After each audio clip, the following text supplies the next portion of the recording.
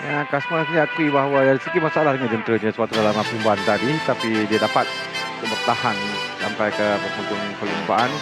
Jadi sebelum kita ke podium, kita akan saksikan sedikit highlight bagi perlumbaan dia peringkat awal.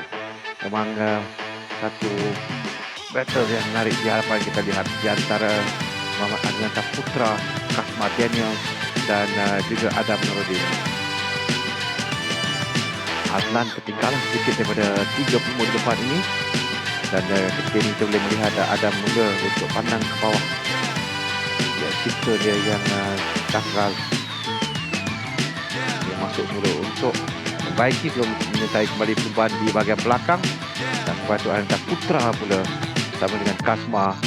Dan ketika ini Adnan Putra melakukan 3 catatan terpantas dalam 3 sektor pertama sebelum dia terjatuh sektor yang keempat. Tinggal Kasma yang berada di depan. Tapi drama belum tamat lagi kerana Kasma pula tadi seperti ada masalah. Dan kelajuan ketika turun ke 2 minit 16 saat untuk satu lap.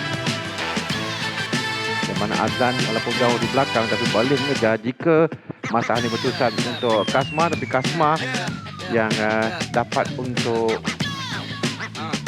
tahan dan masalah ini mungkin selesai dengan sendirinya dan dia berjaya untuk mendapatkan kembali momentum dan mendapatkan kembali pace yang sebelum itu untuk dia berada di depan dan berjaya untuk menangi perlumbaan di tempat pertama, jauh meninggalkan Adnan Chakamul Zaman dan Fahmi Abdul Wahab naiki podium di tempat yang kedua.